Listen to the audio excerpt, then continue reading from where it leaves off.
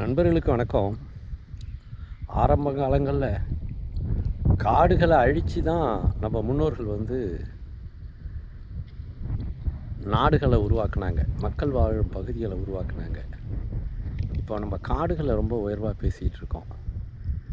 உண்மை என்னன்னு கேட்டிங்கன்னா, காடுகள் மனிதர்கள் வாழ்கின்ற தகுதி உடையது அல்ல. காடுகள் விலங்குகள் மற்ற இது வாழக்கூடிய தகுதி உடையதாக இருக்குது. காடுகள் குளிர்ச்சியாக இருக்கும், ஆனால் அங்கே மிக முக்கியமான 2 பொருள் இருக்காது. என்னன்னு கேட்டிங்கன்னா, வெப்பமும் தடையற்ற ஒளியும். வெப்பமும் தடையற்ற ஒளியும் அங்கே இருக்காது. சரிங்களா?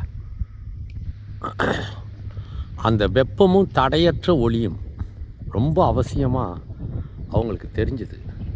அதனால தான் என்ன பண்ணாங்கன்னா, சமவெளி பிரதேசங்களை உருவாக்குனாங்க. காடுகள் அடித்து சமவெளி பிரதேசம் எப்படி இருக்கணும்? அங்கே நிச்சயமாக காடுகள் உருவாகக்கூடாது, அங்கே விலங்குகள் இருக்கக்கூடாது, தடையற்ற ஒளி இருக்கணும், வெளிச்சம். அடுத்தது வெப்பம். ஏன் வெப்பம் வேணுங்க மனிதர்கள் வாழுகின்ற இடத்துல? அந்த வெப்பம்தான் எல்லாத்துக்கும் ஆதாரமாக இருக்குது. துருப்பிடிச்ச இரும்பு கூட தூய்மையாகணும்னா என்ன செய்யணும்? வெப்பத்துக்கிட்ட தான் போகணும், நெருப்புக்கிட்ட தான் போகணும். சரியா? அதுபோலவே சாக்கடை நீரை கூட யார் தூய்மைப்படுத்த முடியும்? வெப்பம்தான் முடியும். அப்போது வெப்பம் என்பது ஒளியோடு சேர்ந்து முழுவதுமாய் தாங்கள் வசிக்கின்ற பகுதியில் கிடைக்கிறது மாதிரி பார்த்துக்கிட்டாங்க. வீடுகள் கூட முழுவதும் ஒளியும் பகலிலே கிடைக்கின்ற வெப்பமும் முழுவதும் பயன்படுத்துகிறது மாதிரி இருக்கும். ஏன்னா தடையற்ற காற்று சமவெளி பிரதேசங்களில், காடுகள் உள்ள காற்று ஊடுருவாது. சமவெளி பிரதேசங்களில் தடையற்று காற்று வரும். இரவின் பெரும்பகுதி குளிர்ச்சி அங்கே இருக்கும், மாலை நேர காற்று இருக்கும். அதற்கு குளிர்ச்சி கிடைக்கணுங்கிறதுக்காகவே நீரை உருவாக்கி தேக்கி நிறுத்தினார்கள். அதுக்காக தாங்க அந்த வரப்பு, உயர்த்தின வரப்பு அதுக்காக தான். பொழிகின்ற நீரை அவ்வளவையும் தேக்கி நிறுத்துறதுக்காக இந்த வரப்புகள். இது என்ன செய்து காடுகள் உருவாகாமல் பார்த்துக்கிட்டு, ஏன்னா எங்கே பார்த்தாலும் நெல் வயல், சமவெளி பரப்பு, மிக கொடிய நச்சு விலங்குகள் இங்கே வர முடியாமல் போயிட்டு, மழைக்காலங்களில் மட்டும்தான் நீர் சேமிக்கப்பட்டது. வானத்திலேருந்து வர்ற நீர் முழுசுமாக அங்கங்கேயே. இதன் மூலமாக என்ன பண்ணாங்கன்னா, பெரிய அளவில் வெள்ளம் ஏற்படாமல் தடுத்தாங்க. அங்கங்கேயே உயர்த்தப்பட்ட வரப்புகள், மேடாக இருந்தாலும் பள்ளமாக இருந்தாலும் அங்கங்கேயே நீரை தேக்கி நிறுத்துச்சு. இந்த நீர் தொடர்ச்சியாக மழைக்காலங்களில் கிடைக்கும் பொழுது முழுவதுமாக தேக்கி நிறுத்தப்பட்டது. பார்த்திங்கன்னா தெரியும், 6 அடி 7 அடி உயரம். அந்த வசனமே அப்படி தான் வரும். வரப்புயர நீர் உயரம். எவ்வளோ உயரமாக இருக்கோ அவ்வளோ உயரம். அவ்வளோ நீரும் தேங்கி நிறுத்தி அடுத்து வரும் கோடை காலத்தில் தான் இது தொடர்ந்து நீராவி ஆகும், மேகங்களாகும். தொடர்ந்து சூரியனுடைய வெப்பம், வெறும் பூமியோட வெப்பத்தாலேயே அதை ஆவியாக்க முடியாது. ஏன்னா அவ்வளோ நீர் தேங்கி இருக்குது. பூமியில் நீர் தேங்கி நிறுத்தும் பொழுது உடனே ஆவியாக முடியாத அளவுக்கு பூமியில் குறைச்சலான வெப்பம்தான் இருக்குது. அதனால் அதுவும் பருவ காலங்களில், மழைக்காலங்களில் கிடைக்கின்ற நீர் முழுவதும் தேங்கி நிறுத்துகிற மாதிரி உயரமான வரப்புகள். அந்த வரப்புகள் தேக்கி நிறுத்துகிற நீர் அடுத்து வரும் கோடை காலத்தில் தை மாதம் தொடங்கி அடுத்த ஆடிப்பட்டம் வரைக்கும் இரவு பகலாக தொடர்ந்து சூரியனும் பூமியும் சேர்ந்து இதை வெப்பமாக்கிக்கிட்டே இருக்கும். தொடர்ந்து அழுத்த மிகுந்த நீராவி வெளியேறிக்கிட்டே இருக்கும். இது காற்று மண்டலத்துக்கு உச்சிக்கு போனாதாங்க மேகம். தரவோரமாக இருக்கிற நீராவி மேகமாகாது. ஆகவே அந்த அழுத்தத்தோடு நீர் ஆவியாகணுங்கிறதுக்காகவே நீரை பெருமளவில் வரப்புகளை உயர்த்தி தேக்கி நிறுத்தி அதை கோடை காலத்தில் ஆவியாக்குனாங்க. இப்படி ஆவியாகின்ற நீர் வேறொரு வேலையும் செஞ்சுது.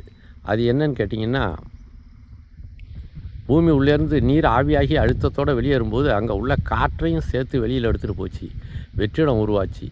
6 மாதம், தை மாதம் தொடங்கி அடுத்த ஆடி மாதம் வரையில் முழுவதும் வெப்பத்தோடு சேர்ந்து நீர் ஆவியாகி போனதுனால கோடை காலமே முழுசாக பராமரித்தாங்க.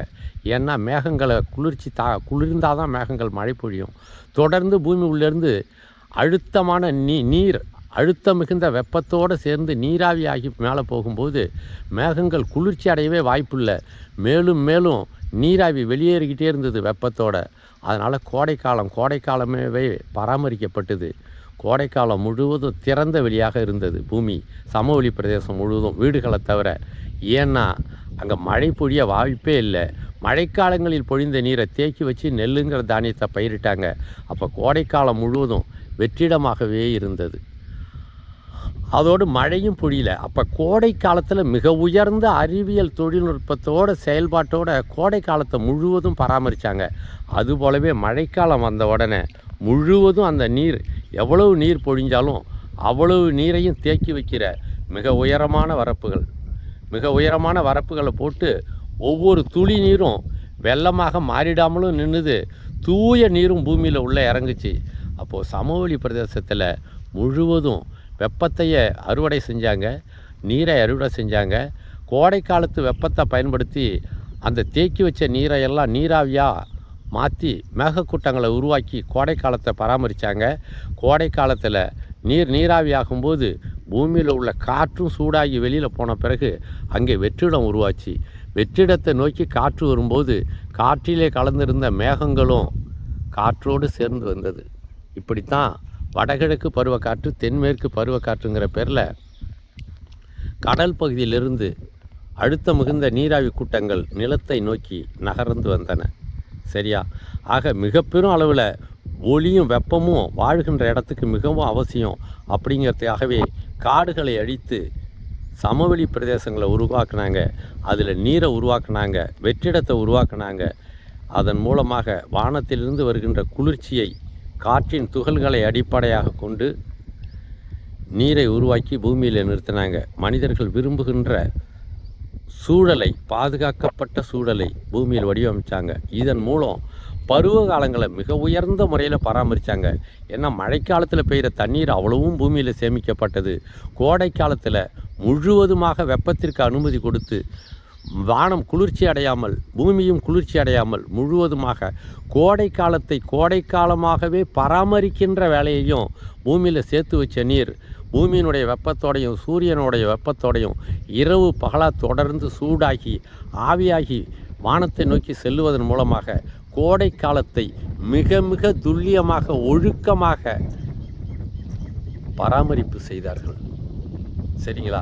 இப்படி பருவ காலத்துக்கே உயிர் கொடுத்து அதை பெருமைப்படுத்தி இயற்கையவே காப்பாற்றினாங்க. இதன் மூலம் பூமியினுடைய தட்பவெட்ப நிலை பாதுகாக்கப்பட்டது.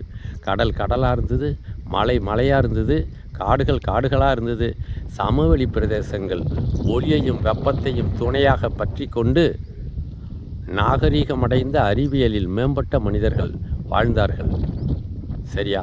அவங்க தான் பூமியோட இயற்கையிலே பாதுகாத்தாங்க. நீரின் துணை கொண்டு பருவ காலங்களை மேம்படுத்தினார்கள். அந்த வேலையை வேளாண்மைங்கிற பேரில் செஞ்சாங்க. நன்றி, வணக்கம். தமிழர் வேளாண்மைக்கு.